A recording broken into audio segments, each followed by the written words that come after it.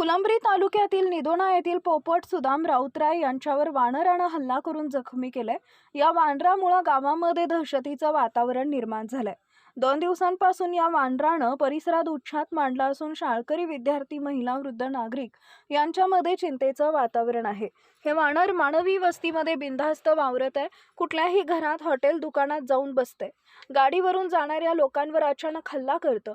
Shivshahi news प्रतिनिधी तातेराव बनसोडे यांच्या गाडीवर देखील या वानरानं हल्ला केला, त्यामध्ये गाडीचं नुकसान झालं आहे। गेल्या 2 दिवसांपासून या वानराचा परिसरात त्रास होत असून वन विभागानं तात्काळ या वानराला पकडून जंगलात सोडावं असं वानराच्या हल्ल्यात जखमी झालेले राऊतराय यांनी सांगितलं आहे। तसेच सामाजिक कार्यकर्ते भरत राऊत यांनी तहसीलदार यांना फोन करून कळवलंय। या वानराचा बंदोबस्त लवकरात लवकर करावा अशी मागणी त्यांनी केली आहे।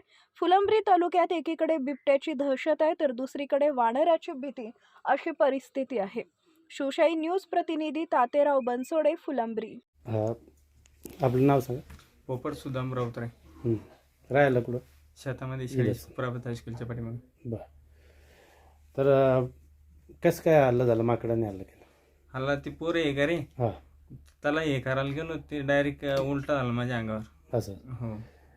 केव्हापासून हा माकड गावामध्ये येऊ लागले आणि हे 2 दिवसापासून येतो। आज बी शाळेतले पोरं पाठीमाग जात होते ना, त्याच पाठीमागच वाटानं उजूक जात होते पळा जाय। मग काय दवाखान्यात गेलते का? हो। काय सांगितलं डॉक्टर? डॉक्टर ते जखम दिली, उद्या उजूक बोलवलंय।